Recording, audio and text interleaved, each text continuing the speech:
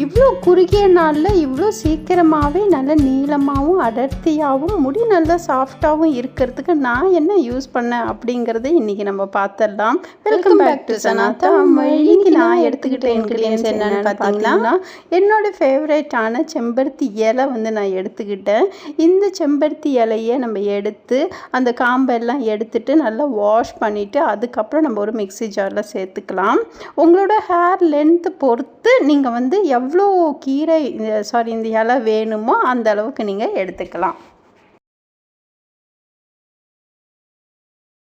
Mixie ஜாரில் சேர்த்துட்டு இன்றைக்கி நம்ம தண்ணிக்கு பதிலாக ரோஸ்மேரி வாட்டர் தான் நான் இன்றைக்கி ஆட் பண்ணியிருக்கிறேன். இது வீட்டிலே ரெடி பண்ணது, ரொம்ப ஃப்ரெஷ்ஷான ரோஸ்மேரி வாட்டர்.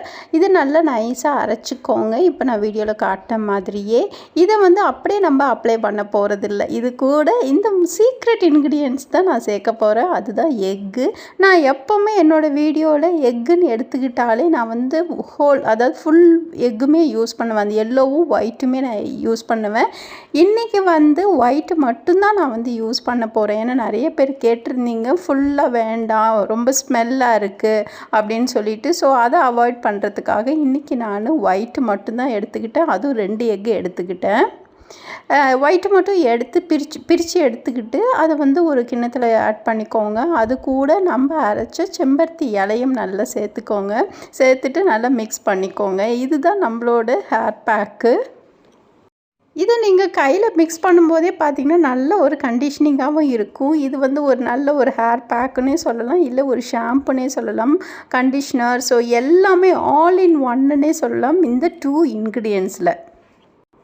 அடுத்தது என்னங்க சொல்ல போகிறேன், ஆஸ் யூஷுவல் நம்மளோட ஹேரில் எடுத்து அப்ளை பண்ண வேண்டியது தான்.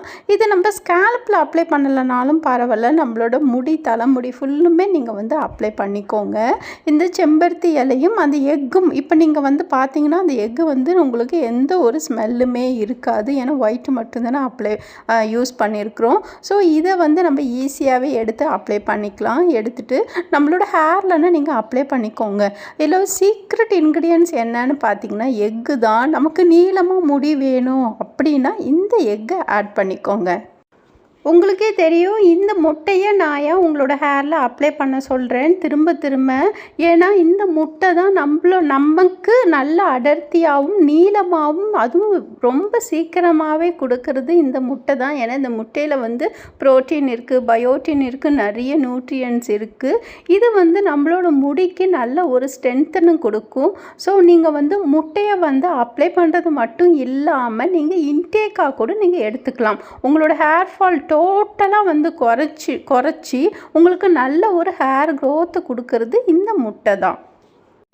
இல்லை நான் முட்டை சாப்பிட மாட்டேன் அப்படின்னா அதுக்கு ரீப்ளேஸ்மெண்ட்டாக முருங்கைக்கீரையை நீங்கள் எடுத்துக்கலாம். முருங்கைக்கீரையிலையும் அவ்வளோ ப்ரோட்டீன் இருக்குங்க. ஸோ நீங்கள் முருங்கைக்கீரையை டெய்லியுமே ஒரு கைப்பிடி அளவு எடுத்துக்கிட்டாலே போதும். உங்களுக்கு தேவையான ப்ரோட்டீன் அந்த முருங்கைக்கீரையிலே கிடச்சிடும்.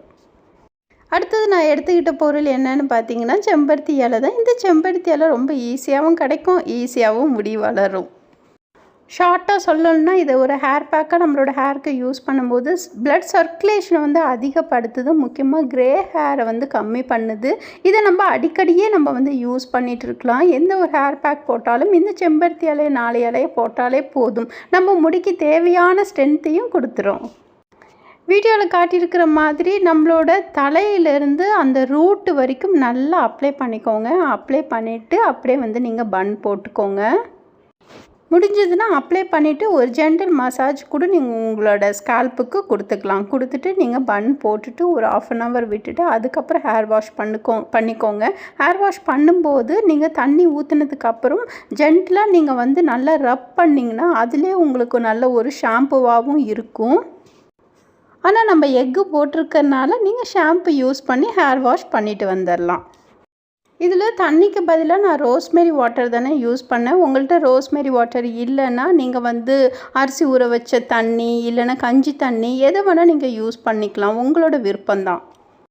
ரோஸ்மேரி வாட்டர் ஜஸ்ட் வந்து ஒரு ஆப்ஷன் தான். உங்கள்கிட்ட என்ன அந்த டைமில் இருக்கோ அதை யூஸ் பண்ணிக்கோங்க. ஹேர் வாஷ் பண்ணியாச்சு. ஏதோ மேஜிக் பண்ண மாதிரி முடி வந்து அவ்வளோ ஒரு சாஃப்டாக இருக்குது. அது நீங்கள் அப்ளை பண்ணும்போது தான் தெரியும். இந்த ஹேர் பேக்கு நமக்கு நல்ல சாஃப்ட், நல்ல ஷைனிங்காக கொடுக்கும். நம்மளோட ஹேருக்கு நல்ல ஸ்ட்ரென்த்தனாக கொடுக்கும். குறுகிய காலத்திலே நல்ல நீளமாக வளர்கிறதுக்கு இந்த ஹேர் பேக்கு சூப்பராக ஒர்க் அவுட் ஆகும். ஆக்சுவலாக இப்போ காட்டுற இந்த முடிக்கு வந்து நான் இன்னும் சீப்பே யூஸ் பண்ணலைங்க. சீப்பு யூஸ் பண்ணாமலே முடி பாருங்கள் எவ்வளோ நல்ல ஒரு சாஃப்டாக இருக்குது. சிக்கு கூட நமக்கு அந்த அளவுக்கு விழாது. அப்புறம் என்ன, ரொம்ப ஈஸியாக இருக்குல்ல இந்த ஹேர் பேக்கு. நீங்களும் ட்ரை பண்ணி பாருங்கள்.